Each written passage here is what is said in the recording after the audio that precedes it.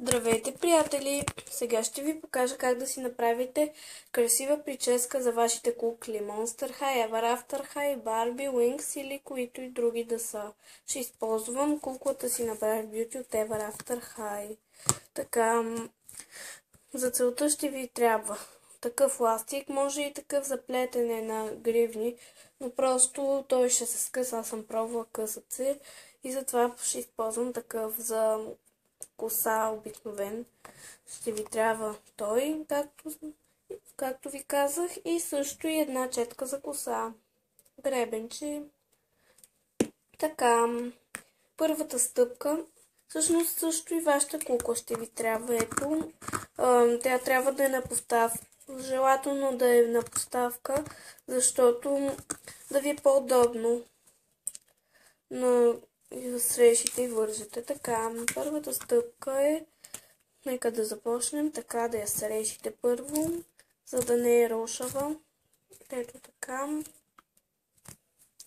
И съжалявам, че лицето ми не се вижда, но просто съм още на 11 години и трябва още малко да порасна, за да си показвам лицето. Така.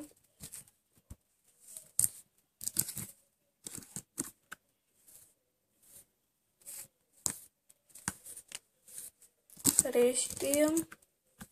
Сресвате. Аз не мога да сресвам добре и съжалявам, ако като вързваме малко рошава.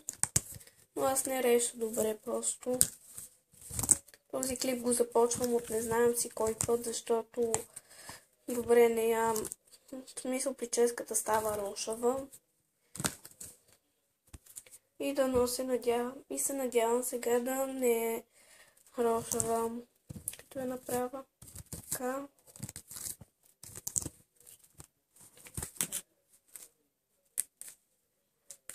Тук накрая е по-рошава и трябва да се решим по-добре. Трябва да спра на пауза.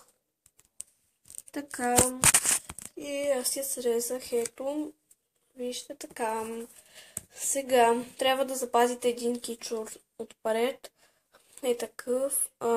Ако нямате пред вашата на лицето и такъв кичур, смисъл, трябва да си го отделите, но аз имам и него ще остава така. И трябва да вземете косата и ето така. Чакайте, не я сресах добре. Ето така. Взимате и косата и правите когти. Чакайте, че е рошава. Така. Така. Чакайте, че е доста... съжалявам, ако рошаво се е получило. Аз в смисъл не мога да ги реша добре куклите. И те всичките са ми рошави. Съжалявам, ако е грозен. Така. Доста е рошав. И знам, че ще ми напишете в коментарите, че не ви е харесало. Но какво да направя? Все пак го качвам за тези, които го съм сигурна, че ще го харесат. Така, ето, вързах и кок. Тук малко трябва да я среша. Правя клипа, имах предвид за тези, които искат да го гледат.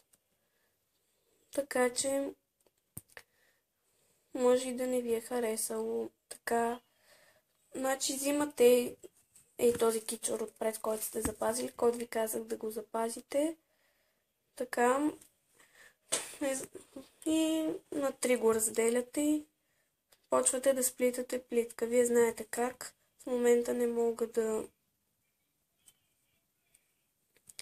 ви покажа на камерата. Съжалявам, ако не се вижда, но просто ще ми е трудно, ако не е на поставка куклата. Да знаете, в момента и плета плитка. Така. Сега те се късат ластичетата по принцип малките, като я вързвам куклата, ама като и вързвам такива големи чески опашки, иначе като и вързвам малки плечици, съм сигурна, че няма да се скъсат. Така че ще взема един от ластиците си за плетене. Така, ето я плитката. Знам, че не е много хубава, но нищо. Пак ви казвам, правя клиповете за тези, които искат да им правя клипове. Съжалявам, ако не ви е харесало, но все пак трябва да направя някаква прическа, колкото и рошава да е. Иначе знам, че е грозна и няма да се фукам, защото то се вижда от километри, че е грозна прическата. Ето така. Слагате. Тук е рошаво, така че няма завито да и го слагам. В смисъл така завито.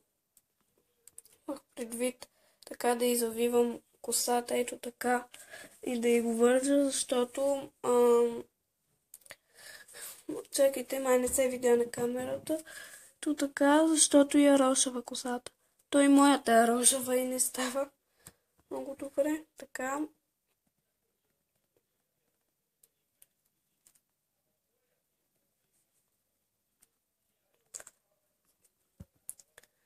Само още един път да го вържа и сме готови. Чакайте.